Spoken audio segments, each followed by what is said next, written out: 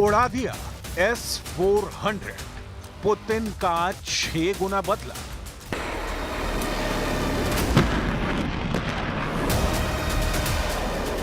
लगभग 850 दिन की जंग में रूस और यूक्रेन के लाखों सैनिक मारे जा चुके हैं।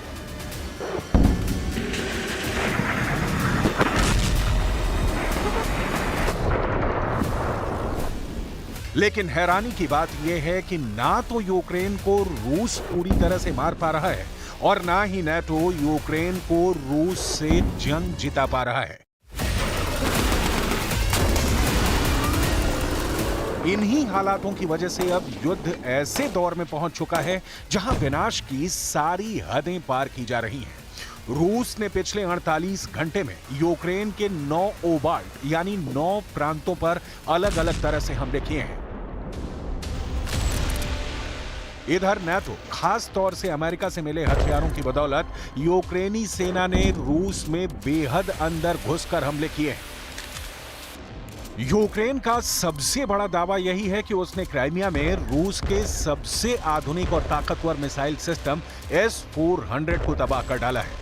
जरा देखिए यूक्रेन क्या दावा कर रहा है। इस एनिमेशन को जो इस वक्त आपके सामने मौजूद है, इसके जरिए आप समझेंगे जहां रूस के कब्जे वाले क्राइमिया के बेलबेक में यूक्रेन ATACMS रॉकेट से उसने यहां पर हमला किया। यूक्रेनी सेना का इसी के साथ दावा है कि क्राइमिया के बेलबेक में रूसी S-400 एयर डिफेंस तैनात था, जिस पर यूक्रेन ने इससे यानी कि ATACMS से रॉकेट से हमला कर दिया। बेहद खौफनाक यह हमला बताया गया, जिसमें यूक्रेन ने ATACMS रॉकेट से 3 तरफ से यानी कि जो 3 तरफा है वहां से यह हमला किया। और हैरानी की बात दरअसल यह है कि यह हमले जो हैं मिसाइल की तरह क्षमता रखने वाले इन अमेरिकी रॉकेट्स को S-400 मिसाइल सिस्टम तबाह भी नहीं कर पाया है, बल्कि खुद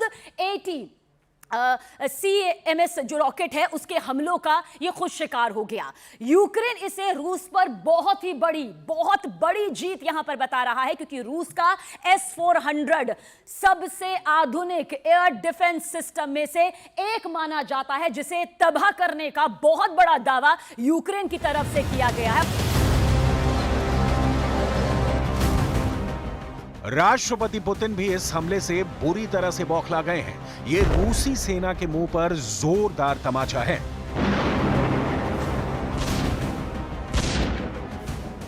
यूक्रेन के इस घातक हमले से साबित हो गया है कि यूक्रेन अब खुलकर नाटो के हथियारों से रूस के सबसे खुफिया और ताकतवर हथियारों और अड्डों को बेहिचक निशाना बना रहा है। ये वाकई में रूस के लिए खतरे की बड़ी घंटी है। Ukraine has the right for self-defense, and the right of self-defense includes also striking legitimate military targets on the territory of the aggressor, Russia. If they were not able to do so, then we would actually ask them to try to defend themselves. रौंद डाला Ukraine, NATO ने भेजे हथियार।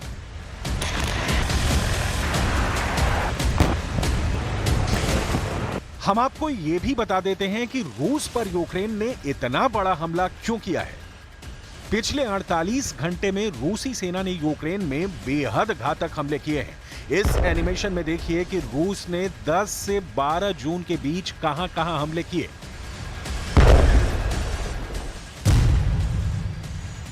रूस ने पिछले 48 घंटे में यूक्रेन पर ट्रिपल अटैक किए हैं।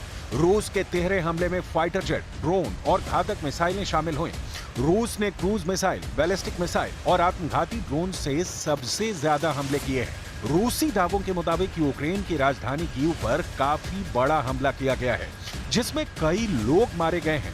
इसके अलावा यूक्रेन के निप्रोपेट्रोव्स्क, ज़ैपोरिज़िया, पोल्टावा, खार्किव, वेन्स्तिया पर बड़े हमले हुए हैं। यूक्रेन के इन इलाकों में मौजूद पावर स्टेशन, हथियारों की फैक्ट्री, मॉल और सुपरमार्केट्स को निशाना बनाया गया है।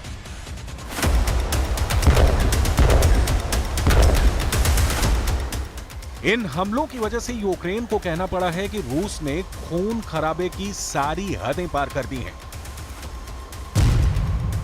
रूस ने अपने ताजा हमलों में यूक्रेन के 9 ओब्लास्ट यानी प्रांतों पर जमीनी और हवाई हमले किए हैं। नीप्रोपेट्रोव्स्क ओब्लास्ट के किवी रेश शहर के रिहायशी इलाकों पर रूस ने हमला किया है। यूक्रेन के दावों के मुताबिक इस रूसी हमले में 10 लोगों की मौत हुई है, जिसमें 5 बच्चे भी शामिल हैं, जबकि 32 लोग इस हमले में घायल हुए हैं।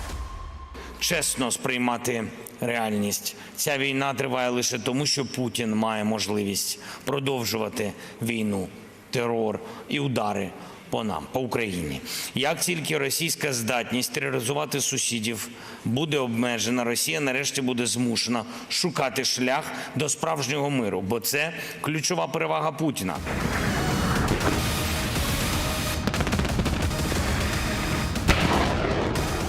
रूस ने 10 मई से खार्किव में हमले तेज किए हुए हैं।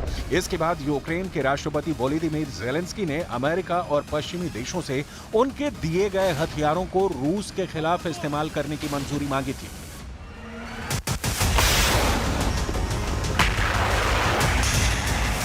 फिर 31 मई को अमेरिकी राष्ट्रपति जो बाइडेन ने यूक्रेन को रूस के खिलाफ उसके हथियारों का इस्तेमाल करने की मंजूरी दे दी थी। पश्चिमी देशों के हथियारों से अब यूक्रेनी सेना रूसी सेना को अपनी सीमा से पीछे धकेलने में लगी हुई है।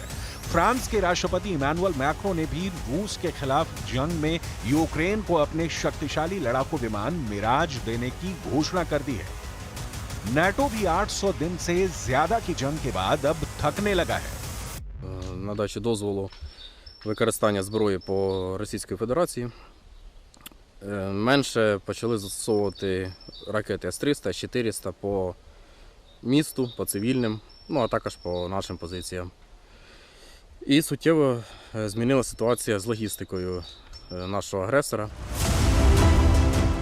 हारते और हाँफते यूक्रेन को नाटो से वो घातक हथियार मिले हैं जिसकी वजह से रूस में सैकड़ों किलोमीटर अंदर यूक्रेनी सेना सीधा हमला कर रही है। रूस का एयर डिफेंस, रूस के फाइटर जेट, रूस के मिसाइल सिस्टम, रूस के टैंक, तोप फ्रिगेट, रूस की स्पेशल फोर्स, सभी पर यूक्रेनी सेना नाटो के हथियारों से क्रूर हमले कर रही है। अगर पिछले यूक्रेनी हमलों पर नजर डाली जाए तो रूस ने यूक्रेन को बहुत तगड़ा झटका दिया है। जरा देखिए कैसे। रूस के आधुनिक और घातक हथियारों को यूक्रेन ने तबाह करने का दावा किया है। 11 जून 2024 को यूक्रेन ने अमेरिकी रॉकेट सिस्टम से रूस के S-400 एयर डिफेंस को तबाह किया। रूस के एयर डिफेंस सिस्टम S-400 को यूक्रेन ने अमेरिकी M39A1 अटैकम से उड़ाया। यूक्रेन के दावों के मुताबिक अमेरिकी रॉकेट सिस्टम में ग्रेनेड के आकार के हजारों बॉम्बलेट थे, जिन्होंने S-400 सिस्टम को काफी ज्यादा नुकसान पहुंचाया है। यूक्रेन के इस मिसाइल हमले में एक S-300 सिस्टम भी तबाह हुआ है। यूक्रेनी सेना के मुताबिक कम से कम 10 अटैकम्स मिसाइलों का इस्तेमाल S-400 को तबाह करने में किया गया है। हैरानी की बात तो यह है कि रूस का S-400 सिस्टम एक भी अटैकम्स मिसाइल को नहीं मार पाया। इसी तरह से इससे पहले 8 जून 2024 को यूक्रेनी ड्रोन में लगी मिसाइलों के जरिए रूस के सबसे आधुनिक और 5वीं पीढ़ी के फाइटर जेट Su-57 को मारा गया। यूक्रेन ने रूस में 600 किलोमीटर अंदर घुसकर Su-57 जेट को आस्त्रखान एयरबेस पर तबाह किया था। Мы поставляем оружие. Мы пока не поставляем, пока. Но мы оставляем за собой право это делать тем государствам, либо даже каким-то легальным структурам, которые испытывают определенное давление на себе, в том числе и военного характера.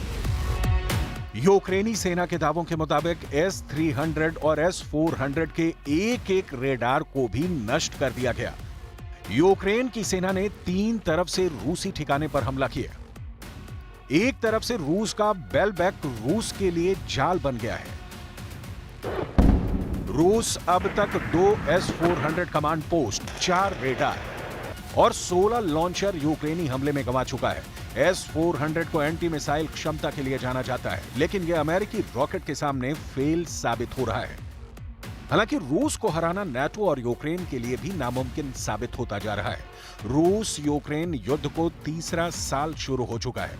रूस यूक्रेन के बहुत बड़े हिस्से पर रूस कब्जा कर चुका है। अमेरिका, ब्रिटेन, फ्रांस, जर्मनी समेत नाटो के तमाम देशों की बेशुमार सैन्य ताकत भी रूसी सेना को रोक नहीं पाई है। यहां तक कि राष्ट्रपति पुतिन का भयानक गुस्सा और फौजी ताकत ने साबित कर दिया है कि रूस को हराना लगभग असंभव है।